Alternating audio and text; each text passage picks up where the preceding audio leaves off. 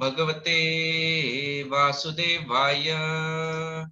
ओम नमो भगवते वासुदेवाय। ओम नमो भगवते वासुदेवाय। नारायणं नमस्कृत्यं नरं चैव नरोत्तमं देवीं सरस्वतीं व्यासं ततो जयमुदीरये। नष्टप्रायेषु भद्रेषु नित्यं भागवत सेवया भगवतीरुत्तम श्लोके भक्तिर्भवति नैष्टुकी। कृष्णाय वासुदेवाय देवकी नंदनाय च नन्दगोपकुमाराय गोविन्दाय नमो नमः। ओम अज्ञानतिमिरान्धस्य ज्ञानाञ्जनाशलाकया चक्षुरुन्मिलितं येन तस्मै श्रीगुरुवे नमः। श्रीचैतन्यमनोभीष्टं स्थापितं येन भूतले स्वयं रूप कदा मह्यं ददाति स्वपदान्तिकं।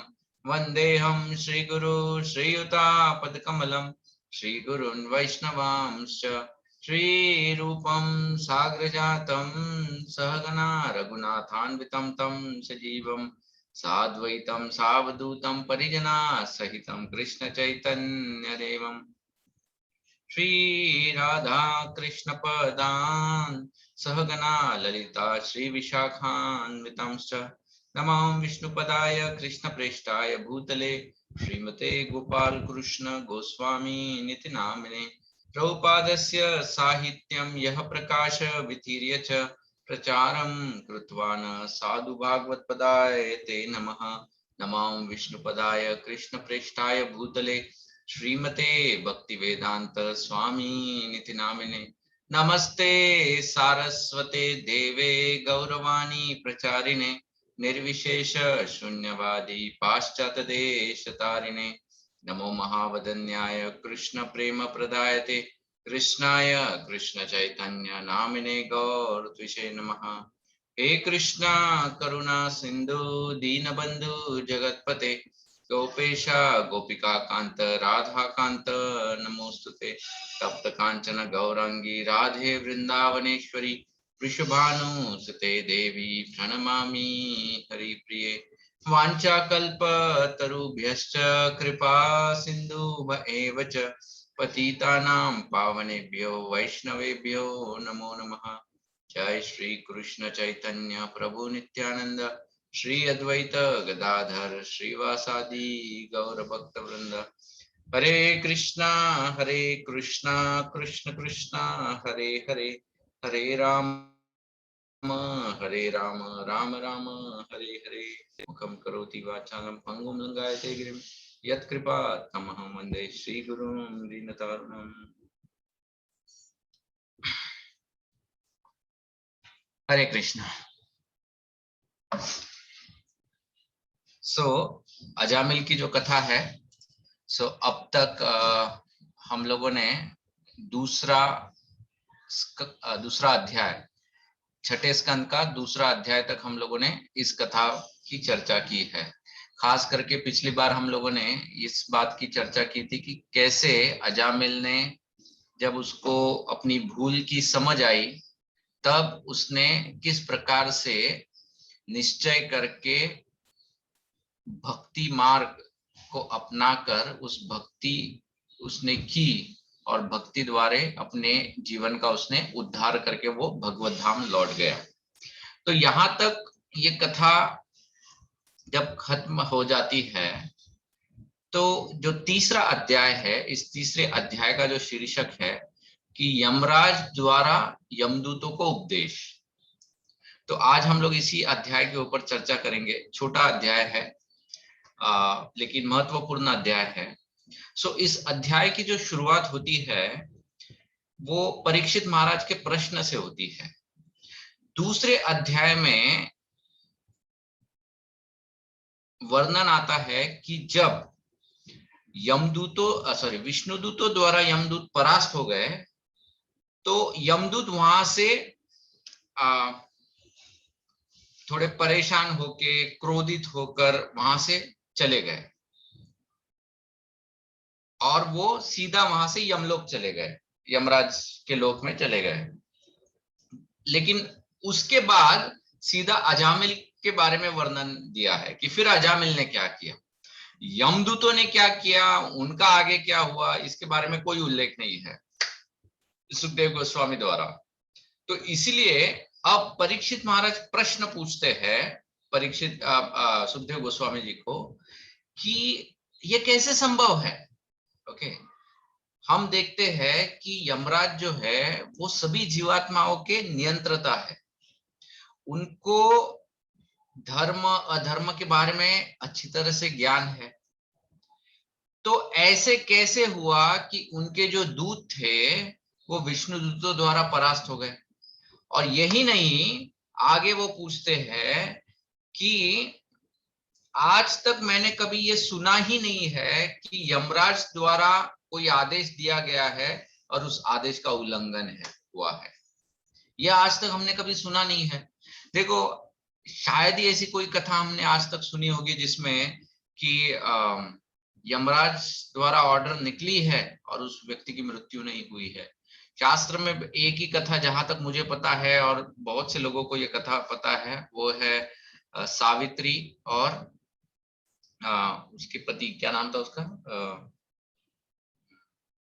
सत्यवान। सत्यवान। या this is a famous story actually. Savitri और सत्यवान की कथा के बारे में हमको ज्ञान है एक्चुअली। आज ही सवेरे में श्रील प्रभुपाद जी का प्रवचन सुन रहा था, उसमें प्रभुपाद जी ने इस कथा का वर्णन किया था, सावित्री सत्यवान की कथा, जिसमें प्रभुपाद बता रहे हैं कि देखो ये जो कथा है, इस कथा में ये एक ही कथा ऐसी एक उपवाद है, लाइक यू नो एक्सेप्शन है एक्चुअली।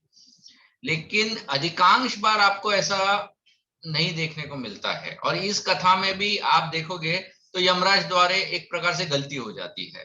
जब सावित्री यमराज की इतनी प्रशंसा, इतनी प्रार्थना और इतनी भक्ति करती है कि यमराज उस पर प्रसन्न होकर उसको एक वरदान देते हैं, और सावित्री कहती है कि मुझे पुत्र चाहिए, तो यमराज तथास्तु बोल देते हैं। तो वो यमराज द्वारा एक प्रकार से गलती हो जाती है कि वो पति को लेके जा रहा है और उसको कह रहा है कि तुझे पुत्र प्राप्त होगा, तो कैसे होगा। तो इसीलिए वो यमराज अपनी भूल की भी दुरुस्ती करते हैं। लेकिन ये एक ही कथा का उपवाद है। लेकिन इस कथा में ऐसा कोई भी निष्कर्ष नहीं निकलता है कि वो व्यक्ति बाद में फिर कब मरा, उसके बाद में क्या हुआ, इसके बारे में कोई वर्णन नहीं दिया है। लेकिन अजामिल की कथा जो है ये बहुत ही वैसे देखा जाए तो विचित्र कथा है, क्योंकि यहाँ पर जो व्यक्ति है वो मरणावस्था में आया था, और ऐसी अवस्था में उसने इस अवस्था तक काफी पाप किया था। तो इतना पापी व्यक्ति और इस अवस्था में भी यमराज के द्वारा जब दूत उसको लेने आए थे, तब कैसे ये बच गया। तो इस प्रकार से प्रश्न अब परीक्षित महाराज पूछ रहे हैं कि क्यों, मतलब ऐसा क्यों हुआ। ये जो भी मेरे मन में थोड़ा बहुत जो संशय है, इसको आप दूर कीजिए। तो अब सुखदेव गोस्वामी वर्णन प्रारंभ करते हैं। वो कहते हैं कि ये जो यमदूत है, वहां से परास्त होने के बाद, कहां से परास्त हुए, विष्णु दूतों से। विष्णु दूतों से परास्त होने के बाद सीधा वहां से एकदम कहां चले गए, वो डायरेक्ट अपने हेडक्वार्टर्स चले गए। हेडक्वार्टर्स मतलब उसका वर्णन यहाँ पर दिया है, संयम यमी पुरी। ओके, तो ये जो जगह है ये हेडक्वार्टर्स है जहां पर यमराज रहते हैं। नर्क लोग में यमराज नहीं रहते हैं। जैसे जेल में जेलर नहीं रहता है, जेलर जो होता है वो थाने में रहता है, लेकिन कैदी लोग जेल में रहते हैं। ओके, लेकिन हम लोग क्या करते हैं, थाने को ही जेल बोल देते हैं। जहां पर जिसके अंदर जेल है, उस जिस थाने में जेल है उसको ही हम लोग कहते हैं ये जेल है। ओके, तो यमराज जो है वो नर्क में नहीं रहते हैं, वो उनका एक अलग से हेडक्वार्टर्स है। और ये जो यमदूत होते हैं ये अधिकांश बार नर्क में जाते हैं, क्योंकि पापी व्यक्ति को लेके उनको नर्क में जाना है, वो थोड़ी ना उसको हेडक्वार्टर्स लेके जाएंगे यमराज के पास। लेकिन इस समय ये जो यमदूत है ये सीधा वहां से जो गए तीनों के तीनों, वो सीधा पहुंचे हेडक्वार्टर्स पहुंचे। तो इनका जो वर्णन है, इन यमदूतों का जो वर्णन है वो बताया है। तो कैसे यमदूतों द्वारा जिज्ञासा, ओके, तो इन यमदूतों का क्या वर्णन बताया है, तो तीन अगर हम लोग का अगर तीन शीर्षक देने हैं तो ऐसा है। एक तो है पराभव का संताप। यमदूतों को पराभव का बहुत संताप हो गया था, मतलब बहुत क्रोधित थे, ऐसा फ्रस्ट्रेटेड हो गए थे वो। ओके, पराभव का संताप। दूसरा सदाचार की अवहेलना।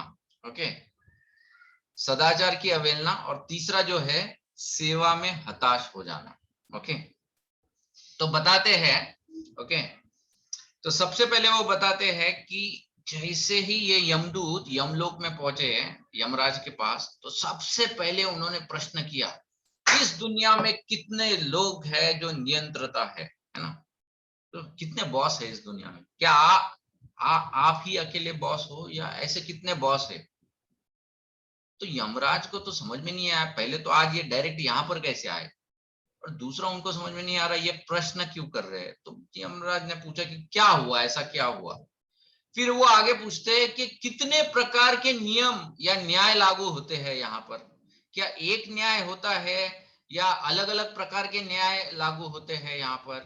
जैसे मान लो अगर महाराष्ट्र में एक न्याय है और उसी के ऑपोजिट का न्याय अगर गुजरात में है, तो क्या इस तरह की परिस्थिति है इस धरती पर भी? ऐसा वो पूछ रहे। क्या एक ही नियम या एक ही न्याय हर जगह लागू होता है या अलग अलग जगहों पे अलग अलग परिस्थितियों में अलग अलग न्याय लागू होते हैं?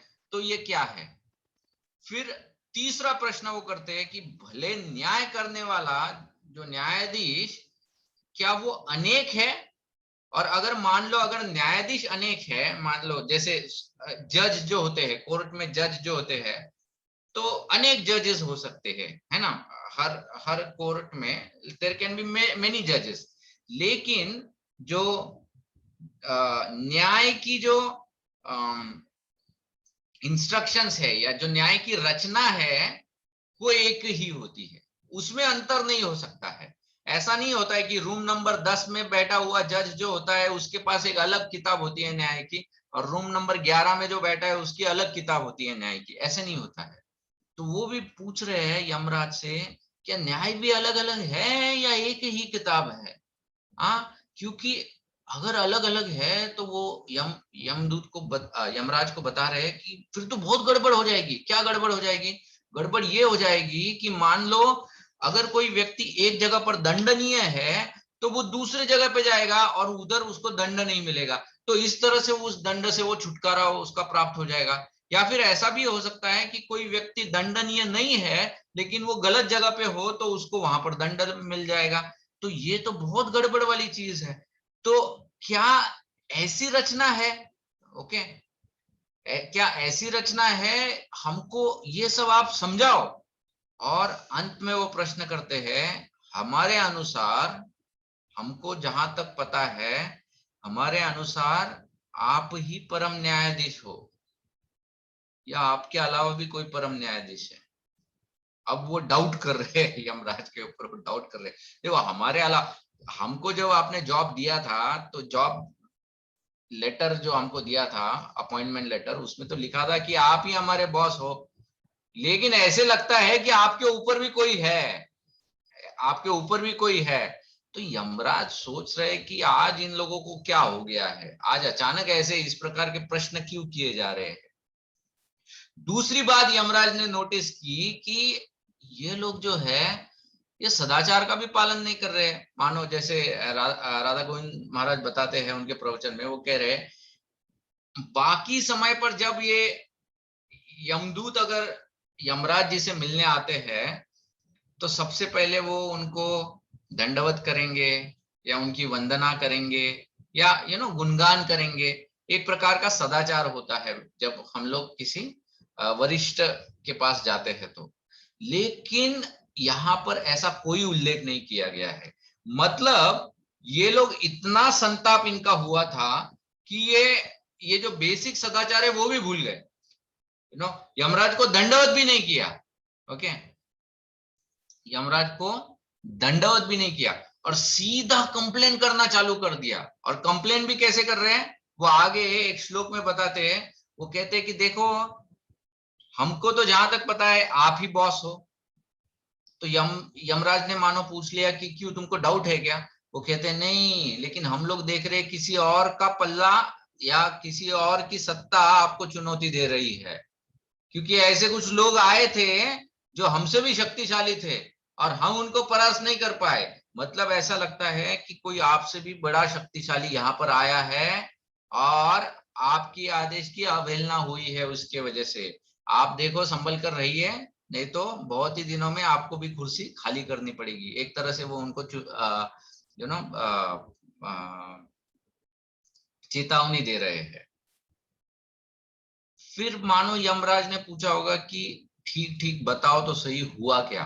तो वो कह रहे हैं कि देखो, हम उस पापी को, कौन पापी, अजामिल, उस पापी को हम लोग ले आ रहे थे। कैसे ले आ रहे थे, आपके आदेश अनुसार। आप ही के जो कंप्यूटर है उसमें जो रिपोर्ट आपने जो प्रिंट आउट दिया था उसी के हिसाब से हम लोग उसको लेने गए थे। लेकिन जैसे ही हम लोग वहां पर पहुंचे तो वो 4 सिद्ध लोग के लोग वहां पर आए। इनको पता नहीं अभी तक ये लोग थे कौन, विष्णु दूतों ने अपना परिचय दिया ही नहीं है उधर, है ना। हम लोगों ने जब अजामिल का प्रसंग देखा, मतलब अजामिल के बारे में जब पढ़ा पिछली बार, उसमें भी अजामिल भी जानना चाहता कि ये 4 है कौन। तो विष्णु दूतों ने अपना परिचय दिया ही नहीं था कि वो है कौन और कहां से आया है। इसीलिए ये लोग, क्योंकि वो इतने सुंदर दिख रहे थे, तो ये लोग उनको सिद्ध लोक वासी समझ रहे हैं। तो वो कहते हैं लेकिन वो 4 सिद्ध लोक के वासी वहां पर आ गए और उसे बचा के लेके गए। तो यमराज सोच रहा है 4 सिद्ध लोक के वासी आ गए, कौन ये सिद्ध लोक के वासी है और क्यों बचा के लेके गए। ऐसा क्या हुआ कि वो उसको बचा के लेके गए, ऐसा क्यों क्यों। तो तब ये जो विष्णुदूत यमदूत है वो यमराज को बताता है कि देखो, जैसे ही उस पापी ने नारायण इस नाम का उच्चारण किया, वे 4 उसे बचाने के लिए आ गए। अब यमराज के दिमाग में पूरी बत्ती जल गई। अब उनको समझ में आ गया कि एक्चुअली क्या हुआ है। ओके, और उनको ये आ गया।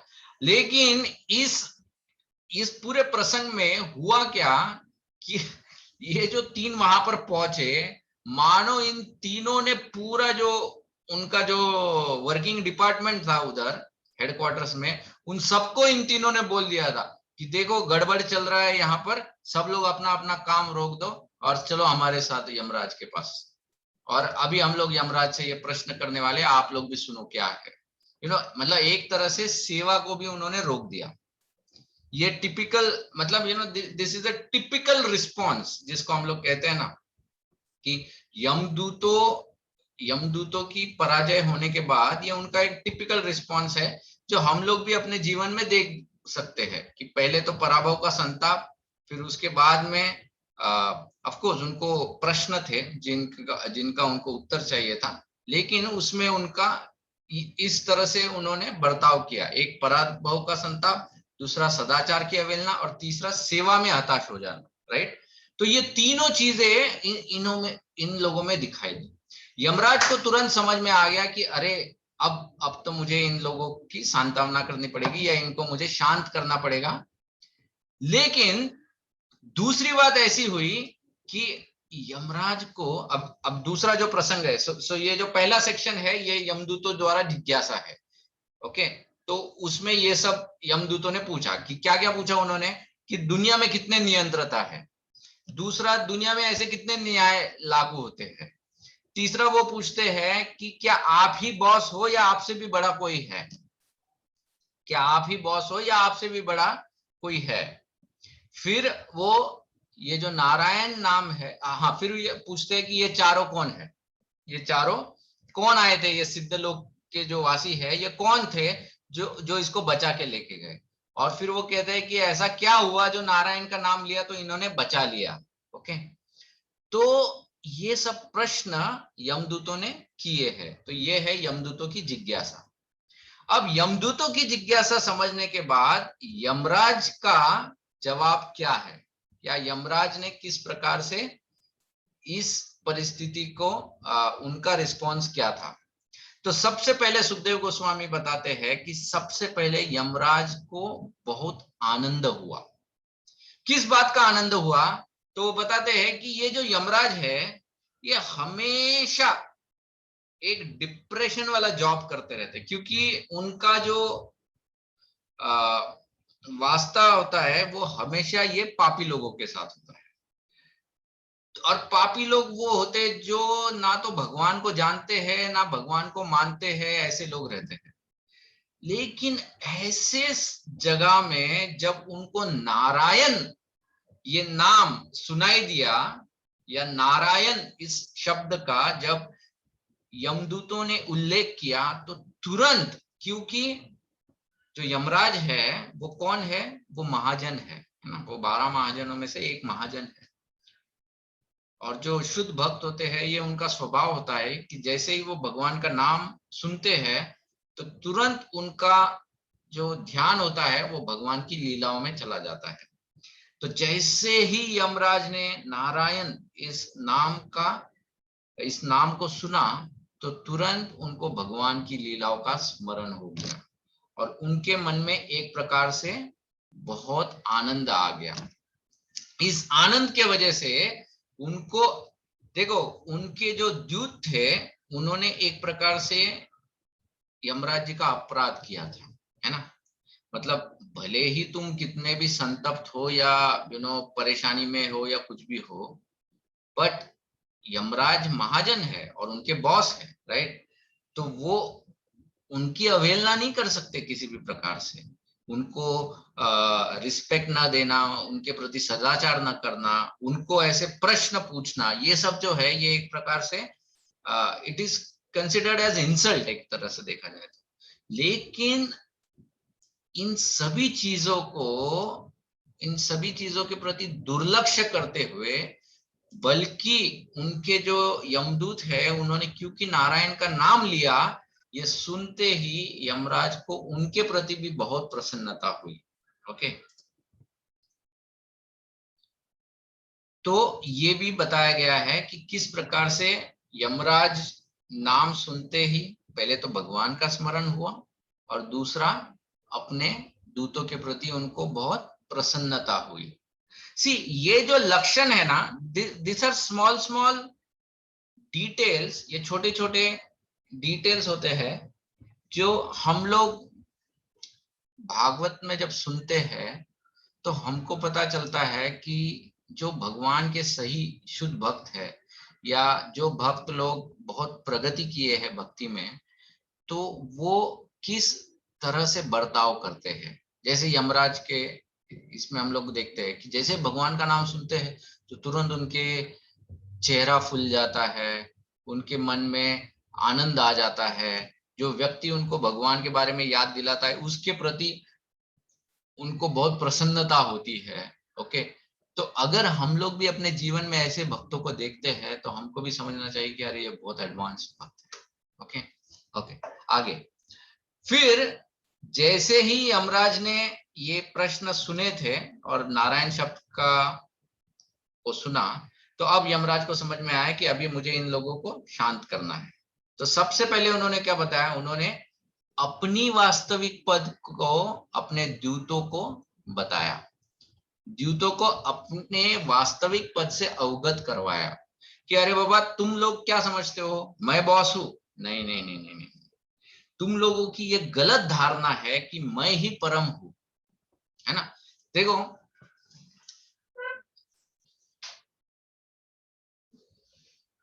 अलग अलग शास्त्र है, अभी जैसे ये नवरात्र चालू हो गया है। सो नवरात्र में हम लोग जानते हैं कि दुर्गा माँ का हर जगह पे पूजा होती है। जैसे अगर आप वेस्ट बंगाल वगैरह जाओ या बंगाल में जाओ तो बंगाल में तो बड़े बड़े उत्सव होते हैं। जैसे अपने इधर गणपति के उत्सव होते हैं वैसे उधर दुर्गा के उत्सव होते हैं। ओके, तो और दुर्गा माँ की ऐसी कथाएं भी है जिसमें she is shown as the supreme, वही परम बताया गया है। उसी तरह से हम लोग जानते हैं कि कुछ लोग जो है वो भगवान शिव को परम मानते हैं। ओके, और कुछ लोग गणपति को ही परम मान लेते हैं, क्योंकि आप अगर गणपति की आरती सुनेंगे या फिर आप दुर्गा माँ की आरती सुनेंगे तो उसमें ऐसे बताया है कि तुम ही सब कुछ हो, तुम्हारे अलावा और कोई नहीं है, ऐसे ये सब शब्द उसमें आ जाते हैं। तो फिर प्रश्न आता है कि ये सब आया कहाँ से?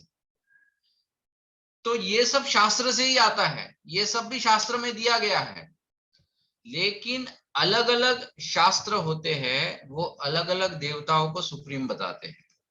जैसे हम लोग जानते हैं कि जो 18 पुराण है, वो 18 पुराण में से 6 पुराण जो है वो सत्वगुणी लोगों के लिए है, 6 पुराण जो है वो रजोगुणी लोगों के लिए है, और 6 पुराण जो है वो तमोगुणी लोगों के लिए है। तो जो तमोगुणी लोग हैं, तो उन लोगों के पुराण अगर आप पढ़ोगे, जैसे उसमें शिव पुराण आएगा, दुर्गा माता का उसमें उल्लेख आएगा, तो उन पुराणों में ये बताया गया है कि शिव ही परम है, या उनमें ये बताया गया है कि दुर्गा ही परम है। ओके, तो ऐसा क्यों बताते हैं?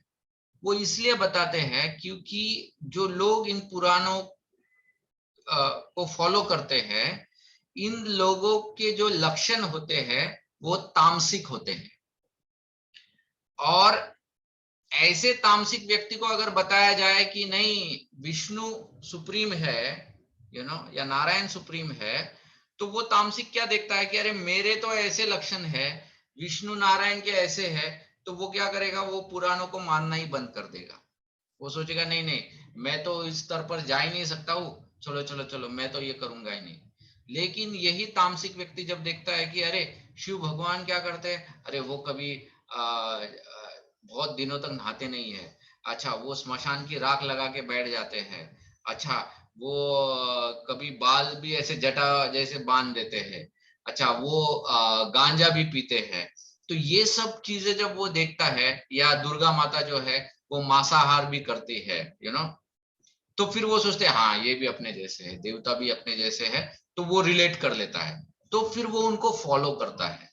तो इसीलिए ये पुराणों में इस प्रकार का वर्णन दिया गया है।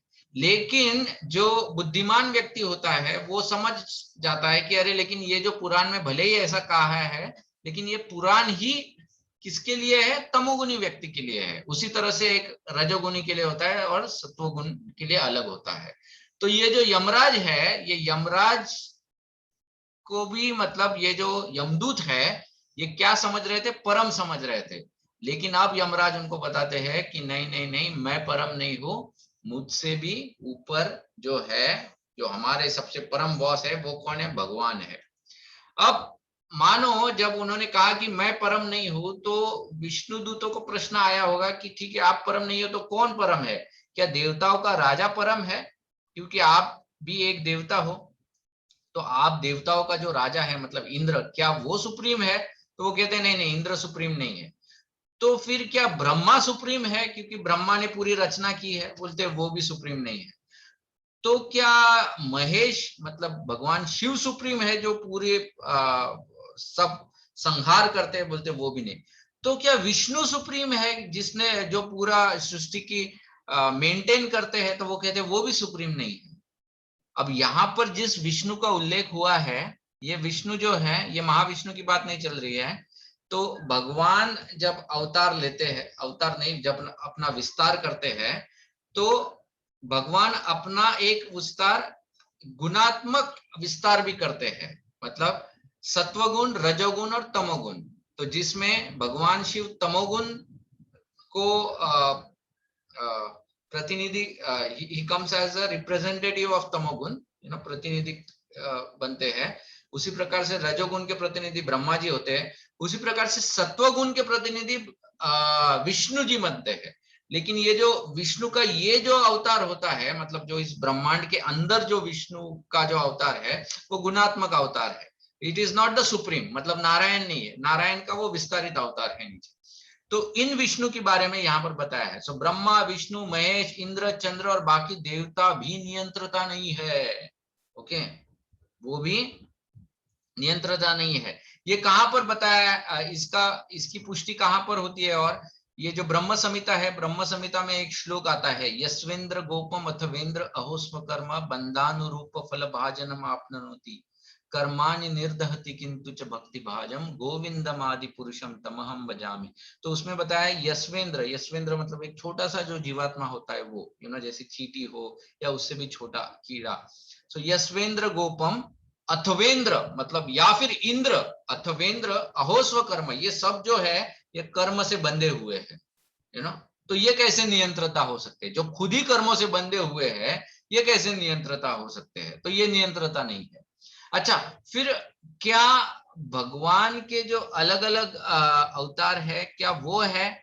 तो उसमें भी ब्रह्म संहिता में बताया गया है कि रामादि मूर्तिषु कला नियमेन तिष्ठन् नाना अवतारम अकरोत् भुवनेषु किंतु कृष्णा स्वयं संभवत परम पुमान्यो गोविंदमादि पुरुषम तमहम भजामि। राम आदि मूर्तिषु कला नियमेन तिष्ठन्। तो सबसे पहले वो भगवान राम के अवतार का नाम लेते हैं कि राम आदि मूर्तिषु, मतलब आदि मतलब एक्सेट्रा, मूर्तिषु मतलब राम, वराहा, नरसिम्हा, ऐसे अलग अलग जो अवतार है इनके। सो राम आदि मूर्तिषु कला नियमेन तिष्ठन्, ये सब जो है ये कला अवतार है भगवान के। ओके, ये सब जो है कला अवतार है। कृष्णा स्वयं संभवत परम पुमान्य, लेकिन कृष्ण जो है ही इज द सुप्रीम, ये सुप्रीम है, इन सब के स्रोत है। ओके, तो ये जो भगवान है ये परम है। ओके, तो जो यमराज है ये एक तरह से अपने यमदूतों को डायरेक्ट भगवान के बारे में अब बता रहे हैं कि कौन असली में नियंत्रता है। तो किस किस चीज का नियंत्रण करते हैं? सब कुछ, संपूर्ण ब्रह्मांड का वो नियंत्रता है। सब कुछ, सब जीवात्मा से लेके ब्रह्मांड की चर अचरित, चर अचरित, चर मतलब जो घूमते फिरते हैं, उठते बैठते हैं, और अचरित मतलब जो कभी घूमते नहीं है, एक ही जगह पे स्थित होते हैं, जैसे पेड़ पौधे या पत्थर भी उसमें आ जाते हैं। ओके, तो ये सब की नियंत्रता कौन है? परम भगवान है। फिर वो आगे पूछते हैं, तो आप जो बता रहे हो ये तो हम लोगों ने कभी किसी ऋषि मुनि से सुना नहीं है। मतलब हम लोगों के पास इतने लोगों के रेज्यूमे आते हैं, बायोडेटा आते हैं, हम लोग कभी कभी पढ़ते हैं कि ये व्यक्ति कितना पापी है, इसने क्या किया है क्या नहीं किया है, तो कभी कभी रेज्यूमे आता है ऋषि मुनियों का, उसमें तो हम लोगों ने पढ़ा है, लेकिन उसमें भी हम लोगों को कभी ये दिखाई नहीं दिया है या सुनाई नहीं दिया है। तो अब यमराज बताते हैं। ओके, एंड ये श्लोक भगवत गीता में भी आता है, मतलब इसी प्रकार का एक श्लोक आता है। ओके, एक मिनट में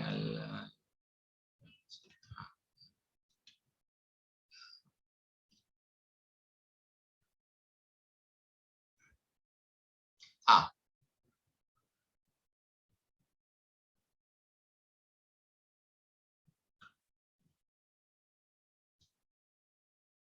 हाँ, वो कहते हैं कि श्लोक नंबर 19, वो कहते हैं कि बड़े बड़े ऋषि मुनि जो सत्वगुण में, जो बड़े बड़े ऋषि मुनि है जो सत्वगुण में स्थित है, मतलब उन्होंने अपने जीवन का निर्वाह इस प्रकार से किया है कि वो हमेशा सत्वगुण में स्थित होते हैं, लेकिन ऐसे ऋषि मुनि भी भगवान को समझ नहीं पाएंगे। ओके, भगवान को समझ नहीं सकते हैं। भगवत गीता में श्लोक नंबर 10.2, उसमें भी ये आता है कि neither the host of the demigods nor of the great sages can know my know him. Okay, तो ये श्लोक भगवत गीता 10.2 में आता है। तो फिर वो कहते हैं कि कैसे इसको समझे, तो फिर एक उदाहरण के द्वारा वो यमराज बताते हैं। वो कहते हैं जिस प्रकार से आंख जो होती है, हमारी जो आंखें होती है, वो शरीर को देख सकती है।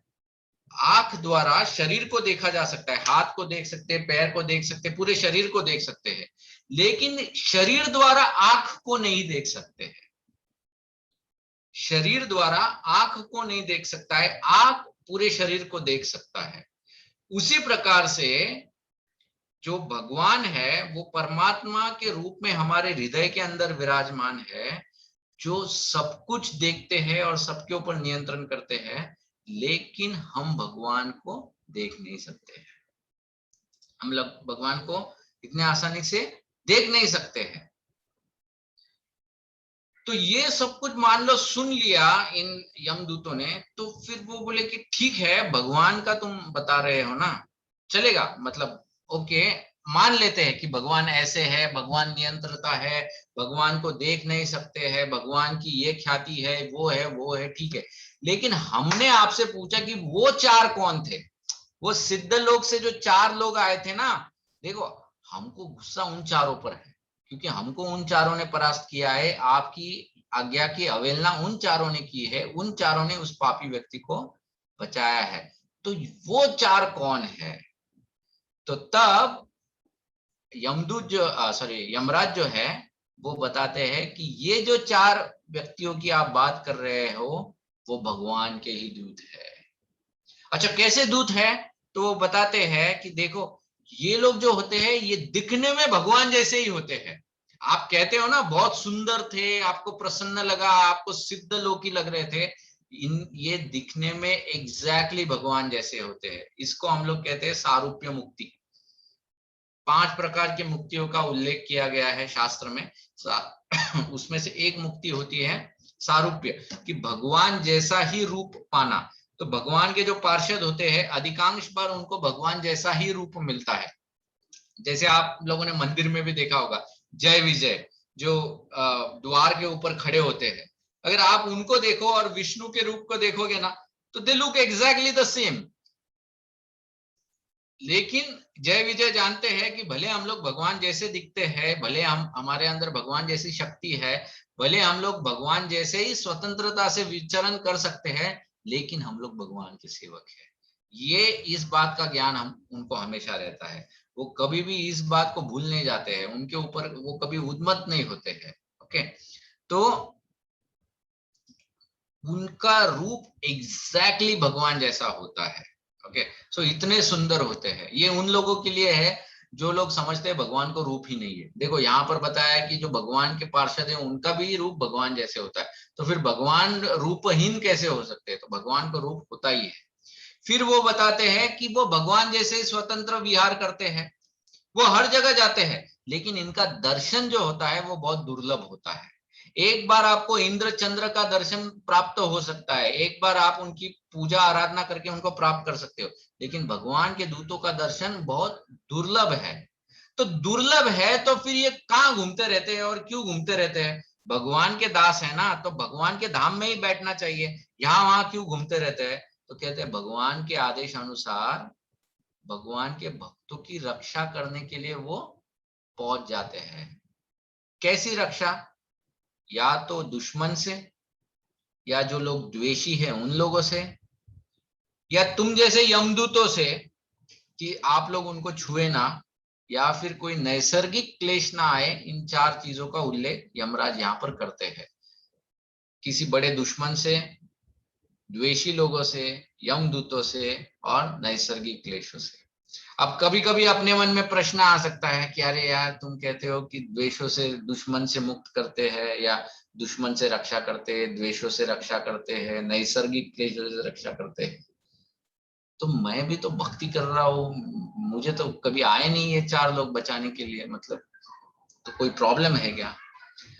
तो यहाँ पर ये जो विष्णुदूत है, ये उन भक्तों को बचाने जाते हैं जो शुद्ध भक्त की बात यहाँ पर चल रही है, या फिर उस वक्त वो शुद्ध हो गया है।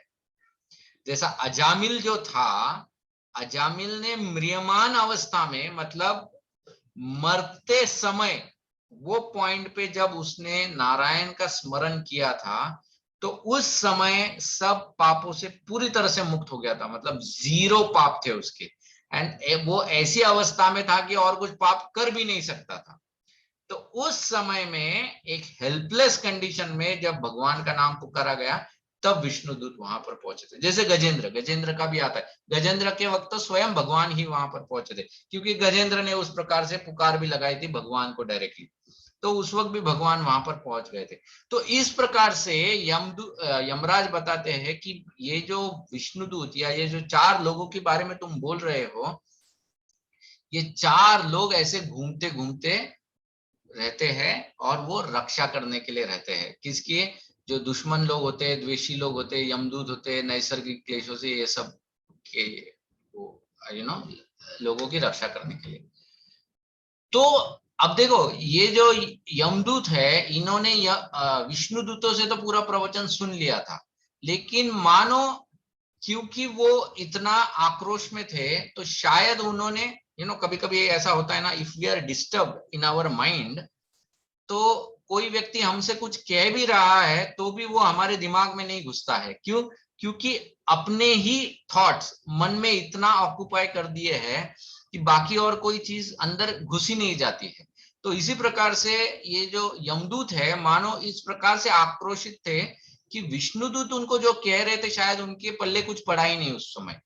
अजामिल के पल्ले तो पड़ गया, वो तो उद्धार भी कर लिया अपना, लेकिन विष्णुदूतों के पल्ले कुछ पड़ा नहीं। इसलिए वो वही चीज वापस यमराज से जानना चाहते। तो वो वही प्रश्न यमराज को करते एक तरह से। वो कहते हैं कि देखो तुम कहते हो दुश्मन द्वेषी यमदूतों से, नैसर्गिक क्लेशों से, लेकिन इसको क्यों बचाया?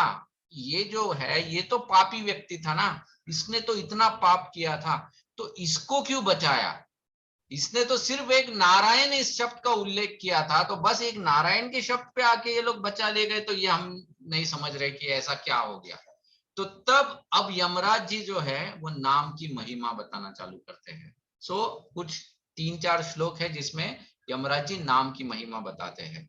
तो वो बताते हैं कि देखो, जो भक्ति है, भक्ति की शुरुआत ही होती है नाम जप से। भगवान के नाम जाप से भक्ति की शुरुआत होती है। और सभी विधियों में सबसे परम विधि जो है वो भगवान का नाम स्मरण है, जो मनुष्य जाति के लिए भगवान ने दी है। ये श्लोक नंबर 22 में बताया है यमराज ने। फिर आगे वो कहते हैं कि देखो मेरे पुत्रों, ओके, वो लाइक पुत्र मतलब they are like his children only.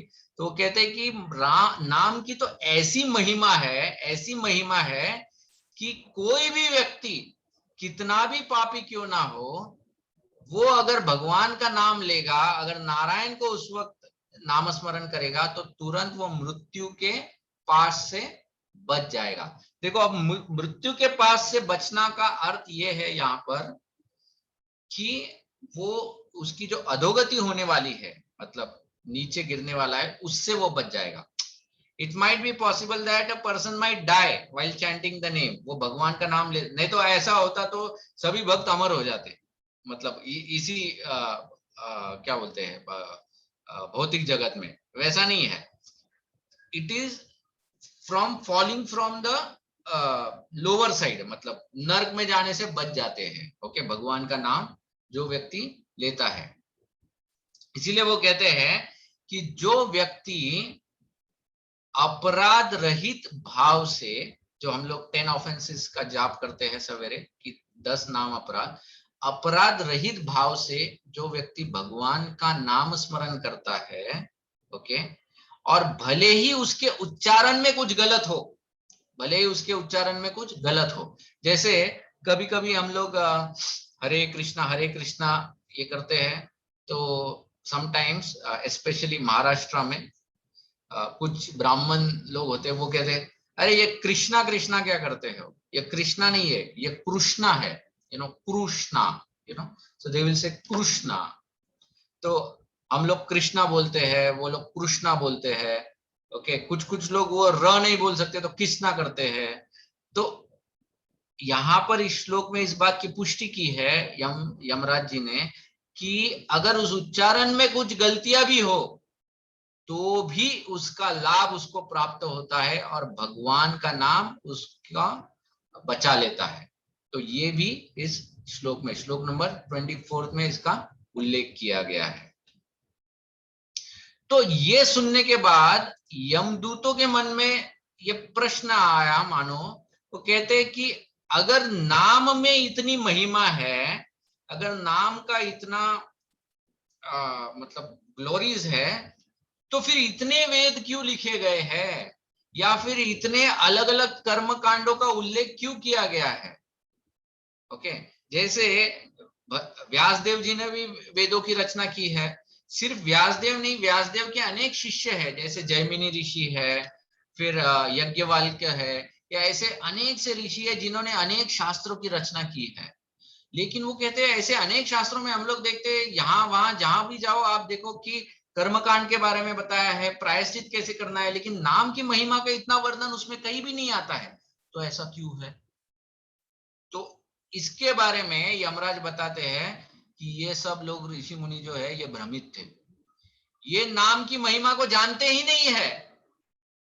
ये सब लोग कर्मकांड से आसक्त थे, इनकी बुद्धि भ्रष्ट हो चुकी थी, वे सब कर्म कार्य में ही लग जाते हैं। तो इस प्रकार से एक प्रकार से यमराज इन सब को डांटते भी है। ये श्लोक नंबर 25 में है। लेकिन वो कहते हैं इनके व्यतिरिक्त एक बुद्धिमान कैटेगरी होती है, ऋषि मुनियों की एक बुद्धिमान कैटेगरी होती है जो वैष्णव या भक्त कहलाते हैं। वे अपना जीवन भक्ति द्वारा सफल बनाते हैं, क्योंकि वो जानते हैं कि ये जो कर्मकांड है ये कुछ काम में नहीं आने वाला है, ये कर्मकांड जो है ये हमको पीड़ा ही पहुंचाने वाला है, लेकिन भक्ति द्वारा वो अपने जीवन को सफल बनाते हैं। और वो कहते हैं कि ऐसे लोगों से अगर मानो कभी गलती भी हो जाती है तो भी नाम के वजह से वो बच जाते हैं। अपि चेतसो दुराचारो, अनन्य, इसमें भगवत गीता में भी बताते हैं भगवान श्री कृष्ण कि कभी कभी मान लो कोई व्यक्ति भक्ति कर रहा है और भक्ति करते करते उससे कोई गलती हो जाती है, तो भी ऐसे व्यक्ति को साधु समझना चाहिए एक्चुअली। और भगवान कहते हैं ऐसे व्यक्ति की गलतियां माफ हो जाती है। तो ये यमराज भी यहाँ पर उसी बात की पुष्टि कर रहे हैं। फिर वो कहते हैं कि भगवान और उनके पार्षद जो है वो हमेशा ही इस चीज के लिए तत्पर रहते हैं कि मैं कब इसकी रक्षा करूं। ओके, ऐसा जो वैष्णव होता है या भक्त होता है, इसकी रक्षा करने में भगवान हमेशा तत्पर रहते हैं। ओके, तो फिर यमदूत पूछते हैं कि अगर आप ऐसा कहते हो तो फिर अभी आप हमको ये बताओ कि हम कैसे व्यक्ति को आपके पास लाया करें, क्योंकि अभी तो हम लोग कंफ्यूज हो गए हैं कि ये व्यक्ति तो परफेक्ट कैंडिडेट था, लेकिन उसमें पता नहीं मतलब 99.99% उसने गलत कार्य किए थे, लेकिन 0.001% उसने भगवान का एक नाम क्या ले लिया तो सब कुछ माफ हो गया। तो आप ही अब बताओ कि इसके आगे हम लोग को क्या देखना चाहिए कि किस बला पे हम लोगों को किसी भी व्यक्ति को आपके पास लाना चाहिए। तो वो कहते हैं कि देखो उन लोगों को मेरे पास लाओ। किन लोगों को? सबसे पहले वो कहते हैं जिसने अपने जीवन में कभी भगवान का नाम नहीं लिया है, जो भगवान का नाम लेते ही नहीं है। दूसरा वो कहते हैं जो कभी भगवान की लीलाओं का स्मरण नहीं करता है। और तीसरे वो कहते हैं जो कभी भगवान के सामने अपने शीश को नहीं नवाजता है या अपना शीश नहीं झुकाता है, ऐसे जो व्यक्ति है, पापी व्यक्ति, उनको मेरे पास लेके आओ। ओके, इतना कहने के बाद, इतना पूरा उपदेश देने के बाद अब यमराज जो है वो फिर भगवान से अब क्षमा याचना मांगते हैं। वो कहते हैं कि हे भगवान, मुझसे और मेरे जो दूत हैं इन लोगों से बहुत बड़ी गलती हुई है। मुझसे क्या गलती हुई है कि मैं इस महिमा के बारे में जानता हूं, महाजन होने की वजह से मुझे आपके नाम की महिमा पता है, लेकिन मैंने इस बात का ज्ञान मेरे जो पार्षद है उन लोगों को नहीं दिया है, और उसी के वजह से इन लोगों द्वारा एक गलती हुई है, तो उसकी रिस्पॉन्सिबिलिटी भी मैं लेता हूँ। तो हे भगवान, मुझे कृपया करके क्षमा कीजिए कि हमने अजामिल जैसे एक निरपराधी व्यक्ति को, क्योंकि उसने अपने पापों को समाप्त कर दिया था, ऐसे व्यक्ति को हम लोग पीड़ा देने के लिए पहुंच गए थे। तो इसके पश्चात हम लोग कभी इस प्रकार की गलती नहीं करेंगे, और आप जो हो परम दयालु हो, तो आप हमको क्षमा कीजिए। तो इस तरह से ये जो पूरा अजामिल की कथा है ये समाप्त होती है। जो यमराज जी का जो प्रसंग है, इस प्रसंग में अगर हम लोग देखेंगे, इस प्रसंग को पूरा अगर एनालाइज करेंगे तो इसमें क्या सेक्शंस है। तो सबसे पहले यमदूतों द्वारा जिज्ञासा है, वो जानना चाहते हैं कि ऐसा क्यों हुआ, आज हम लोग क्यों फेल हुए, कौन लोग थे, और ऐसा ये नाम की क्या महिमा है, ये सब वो समझना चाहते थे।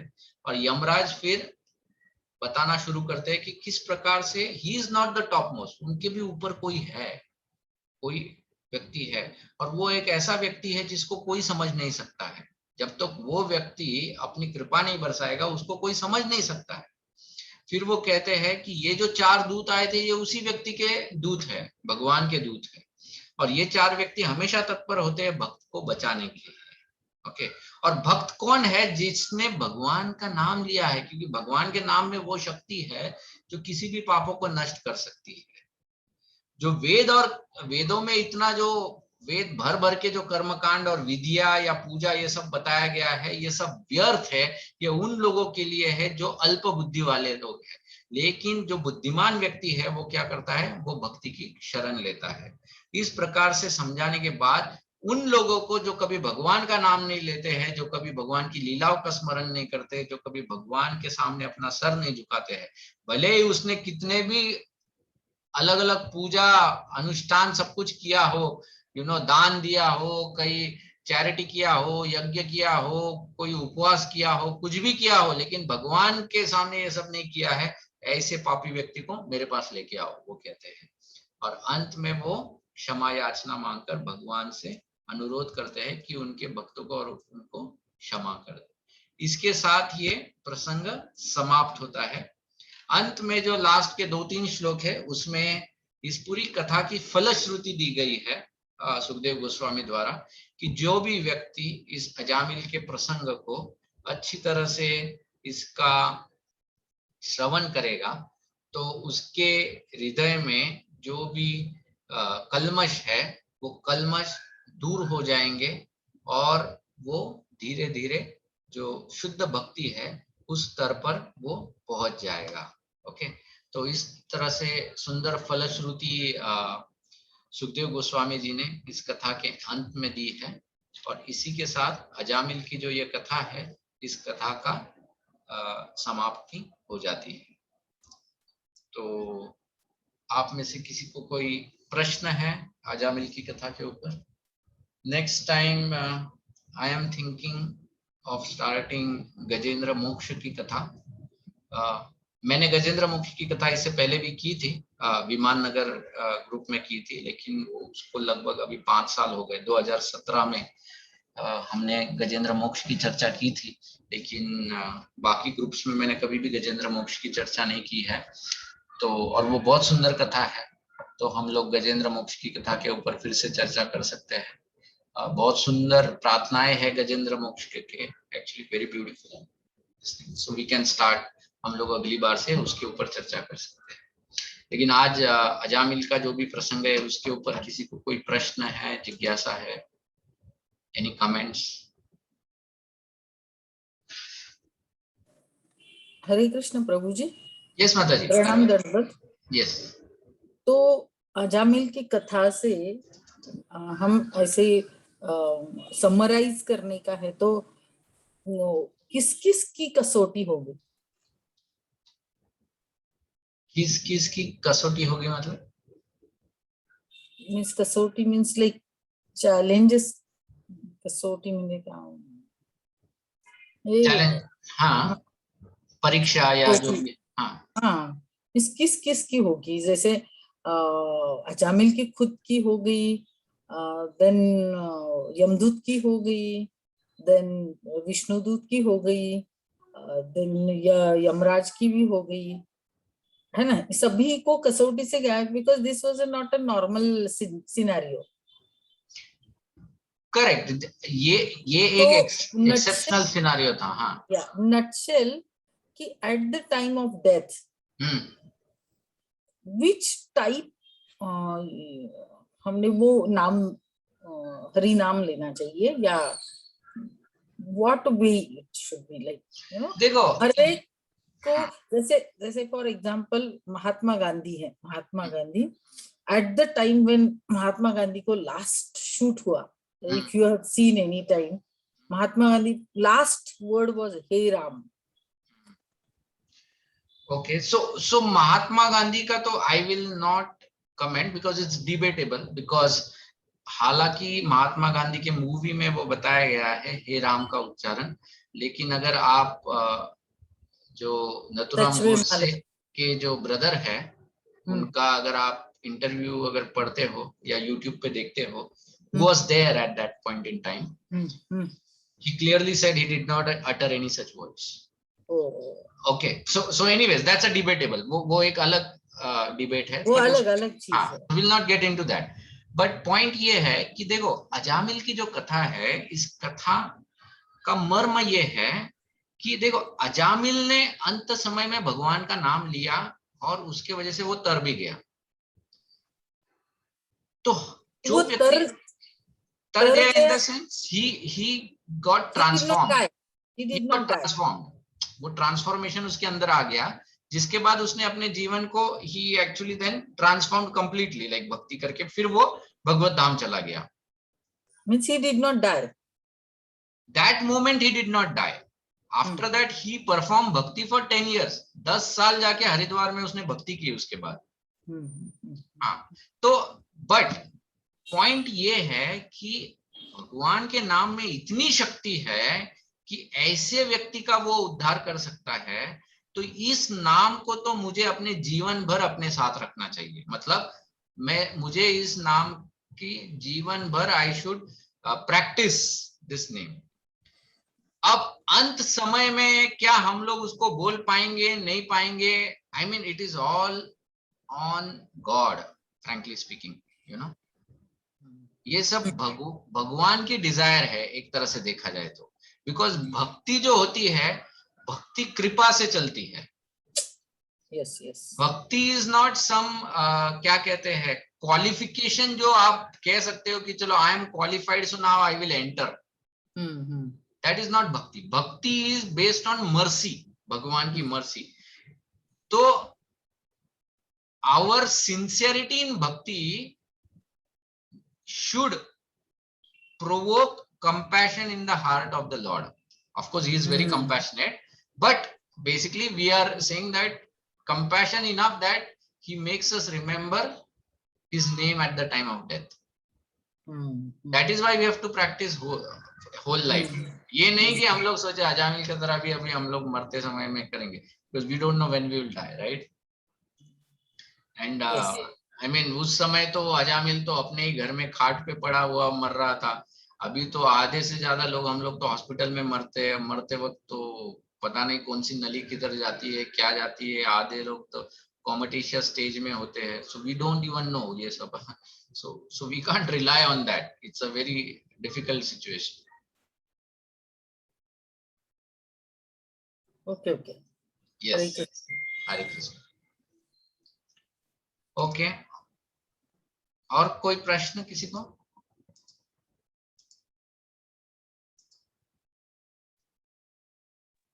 प्रभु जी और एक क्वेश्चन. सॉरी. यस माता.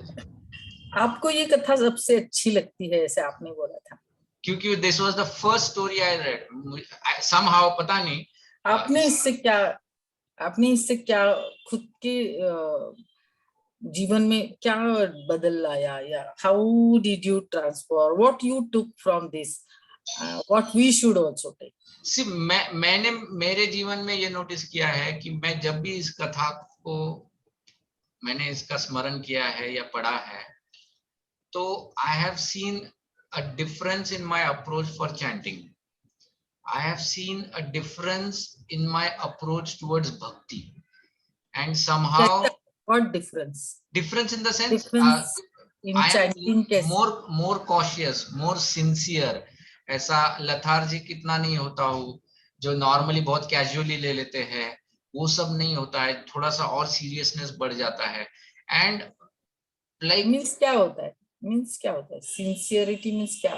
Sincerity means you will see, like I'll give you my first experience.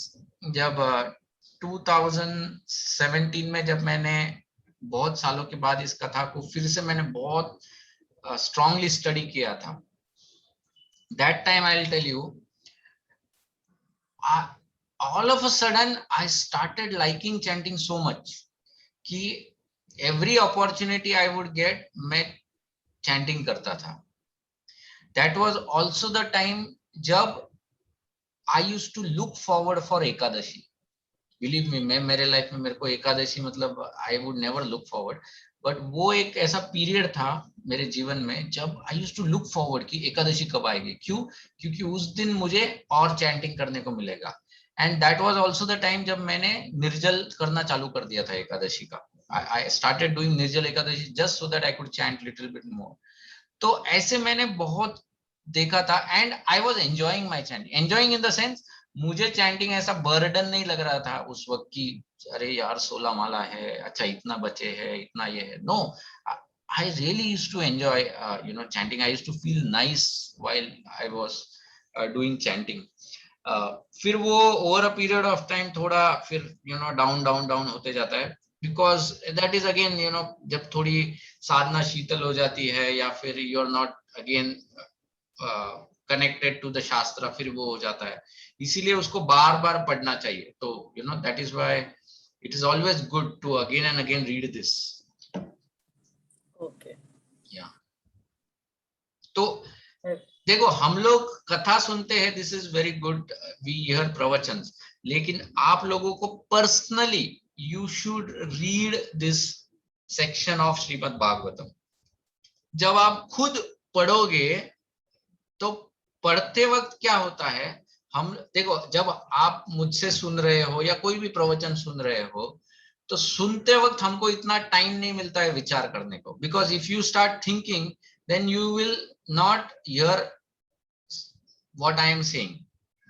So for that you have to just keep your ears open. हाँ, Yeah, you lose the track. Correct, you lose the track. लेकिन जब हम लोग reading करते हैं तो उसमें हमको वो एडवांटेज होता है कि हम लोग पॉज करके किसी भी विषय के ऊपर चिंतन कर सकते हैं. So that becomes very strong, इसीलिए रीडिंग करना बहुत आवश्यक है. प्रवचन सुनना इसलिए आवश्यक है क्योंकि प्रवचन सुनते वक्त उसी प्रसंग का अलग अलग दृष्टिकोण हमको समझता है. Different devotees have different way of explaining and different realisations. तो उसी प्रसंग का अलग अलग दृष्टिकोण वो हमको समझाएंगे. लेकिन जब हम लोग खुद उसको पढ़ते हैं तो हम भी अपना एक दृष्टिकोण बनाते हैं और उस दृष्टिकोण से हमारा परिवर्तन होता है. तो इसलिए पढ़ना बहुत आवश्यक है. So both are required, Shravanam and then this thing, reading. That also is equally important, reading and hearing both. Okay, Mataji? Hare Krishna, Mataji. Hare Krishna. Correct. Hare.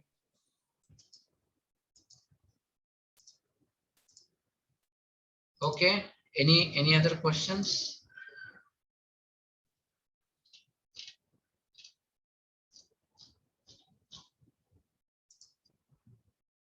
ठीक है, तो हम लोग यहीं पर इस कथा को विराम देंगे. अगले शुक्रवार को हम लोग